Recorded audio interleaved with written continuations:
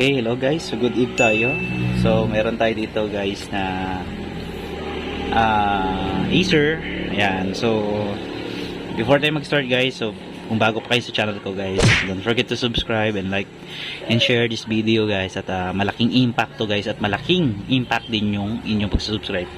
Let us help to grow our channel guys, at using your subscribe and like and share guys. Napakalaking tulong na yun. At very appreciated namin guys. So maraming salamat kasi ilang percent pa lang nung mga not nagsusubscribe sa channel ko guys. So wala naman pong bayad. So pag napanood nyo guys, please support and thank you. So dito, sige balik na tayo dito. So dito guys, meron tayo ditong Acer. So siya ay actually replace battery siya. Okay, so wala na tong battery ito, sinerge na namin siya. So tuturuan ko kayo paano umorder ng battery. So hindi kasi guys nakukuha yung battery sa model ng laptop, kundi sa model ng battery. Kailangan yung tanggalin siya para makita nyo. So dito, umorder kami na Acer AS16 A5K. So ito yung search nyo sa Shopee at marami na siyang lalabas. Okay. So ito yung in-order namin, dumating na siya. Ayan. So unbox natin yan. Okay. Unbox natin to. So makikita rin to ng owner. At least in-unbox ko yan Okay. So ayan, 900 din, mahal din ito, pakamahal. So kailangan okay, may seal pa, pakamahal guys. Kaya kung gusto nyo naman good ang battery nyo, di okay. Kung ayaw nyo naman, di actually hindi rin naman siya original. Hindi siya original. Pero tingnan natin lasting. Kung sa pictures hindi siya mukhang original, dapat tingnan mo original. Sa pictures di siya mukhang original, tingnan natin sa lasting, sa durability niya. Okay, so replace natin cover. Tinanggal ko na yung cover niyan guys Ayan. So, tapos ayan, set na natin yung dapat nakaganito. Ayan, nakaganyan siya. Tapos ganito. Check natin, baka mamaya mag-short Okay, tama. So hindi siya nga original. Napakamahal. Wala na kami makita ang mura. Okay. All set up. And then, kabit na natin ng cover. Then, try natin i-power. Okay. Teka lang, mali. Okay, unahin mo natin yung nasa OLED. Kasi yun ang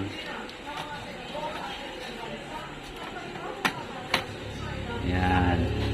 Okay, tapos kabit natin to guys. Actually guys, hindi na talaga muna ako magpo-post sa mga technicals. Kasi gusto ko tourism lang muna. Pero mas marami yung technicals kaysa tourism na nakukuha ko. Kasi hindi naman ako makagala. Okay, try natin. Power on. So, yan, may power siya. Ayan, nabuhay siya. Okay, meron siya. Tignan natin lang percent and then ipo-pull pack natin yung battery. Tapos i-deliver na. Ganun lang kasimple guys. Okay, kaso yan sorry, yung hard drive hindi na-detect. Balik natin. Okay, shutdown natin. Long press. I forget the hard drive. Okay. Wala na akong ilalagay actually.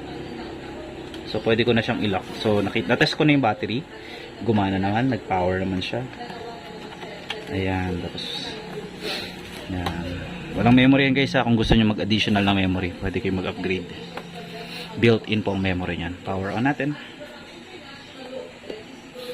Ayan. So yun lang guys ito lang model. Lahat po ng uri ng battery ng laptop ay may sarili po silang model. Alin lang po yung may sariling model? LCD at battery. Hard drive, wala naman pong specific sa hard drive kung ano. Okay. Batong tagal. So, natin. Ganyan talaga ang Acer. Okay, baka grounded lang keyboard. Tapos keyboard wala naman specific. Base lang siya sa model ng laptop Nagbe-base lang sa Aspire Siya po Aspire ES14. Ayan, Aspire ES14. So ito naman yung ES1. Ito po yung kinukuha dyan. check natin. Ibababa ko lang po Ayan.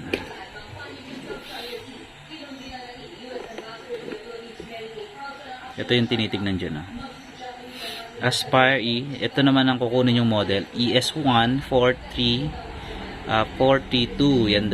Yan lang po kukunin nyo para makuha nyo sa keyboard. Kung sa keyboard naman. Okay. So dito guys, matagal siya mag-loading. So maintenance naman ang aking first na gagawin. So sira charger niya. Ginawa ko yung charger niya. Sunod naman, may maintenance ko na may system niya. Kasi hindi ko na ipo-format kasi walang go signal po ng may-ari ang i-format. So ganun lang, maintenance lang natin siya. So meron siyang ilang percent na battery. So meron tayong okay, ilan po yan, meron po tayong 30 minutes remaining. So may maintenance lang natin siya. So far so good na siya. At gano'n lang guys, kasimple. Ayan, unbox natin. So guys, maraming salamat guys. Don't forget to subscribe again. Please guys, support this channel at malaking tulong po guys. Hindi po to for me, for my channel. Ito for my ministry. So malaki pong may tutulong ito sa aming church. So maraming salamat po at don't forget to subscribe kasi nga ilang percent ang viewers ko guys ang hindi nagsusubscribe. So nanonood lang. Ang taas na ng views, pero please guys, malaking tulong kayo guys sa akin. God bless you and see you in my next video. Goodbye and good night.